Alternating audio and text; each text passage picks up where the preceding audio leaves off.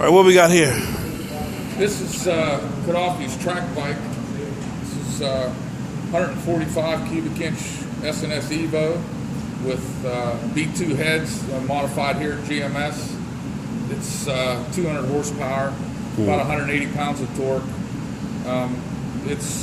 It'll spin to 7,000 pretty easily. Okay.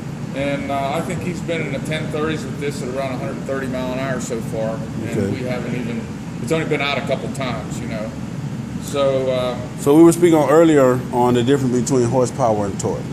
Well, you know, right now there's this internet frenzy about horsepower. Everybody's about horsepower. Okay. And I mean, it is nice to know what the peak power of that engine will make, but if you look at a good dyno run and look at the chart, you'll notice that peak horsepower only happens at the end of the RPM range up high.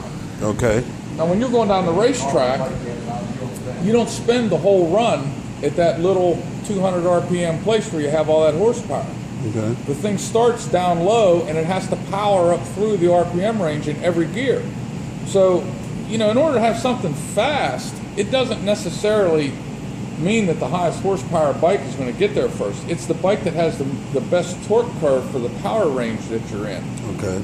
You know, so the torque is the power. That's what's the meat of it. Torque is the actual work being done. Okay.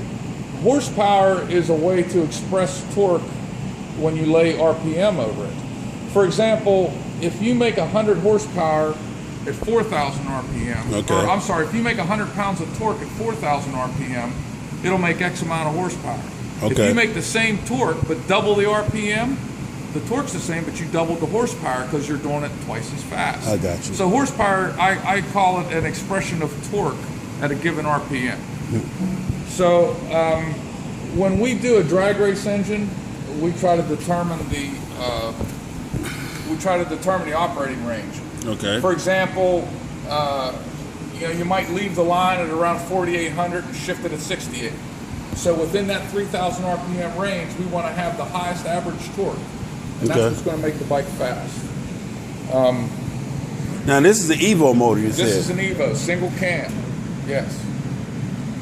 Yeah, I actually like these engines. These are my favorite. It's just that you can't buy cases to get as big a bore as you can in a twin cam and a 4-cam. And this one has B2 heads on it, right? B2 heads, yeah, worked over with the old SNS twin G intake, Extreme G. And this is this is open primary on this? This is open primary? No, that's a closed primary. This is a special Barnett primary cover. It makes room for that big banding clutch. Okay.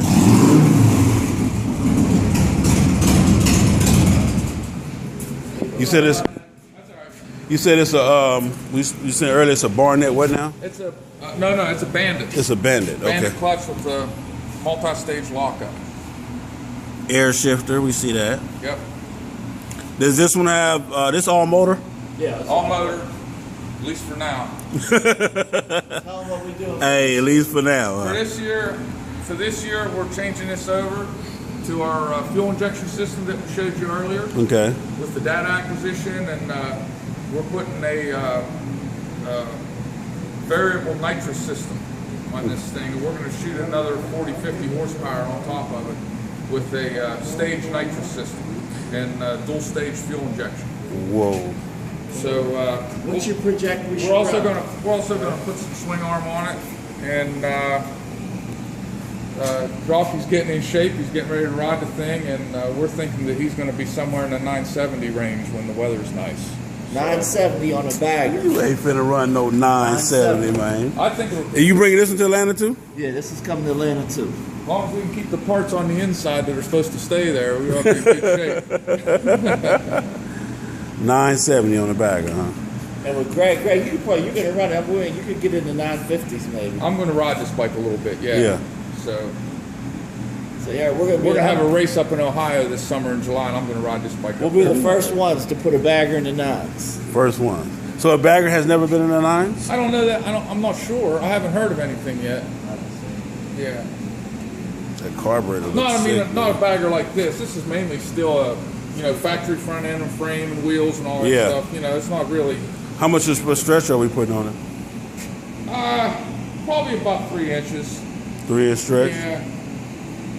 Yeah, we don't want to stretch it out so far that it don't look right. Okay.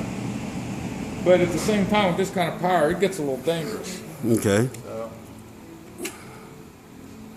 I don't know what all this stuff is, but it looks like it's important. Boom.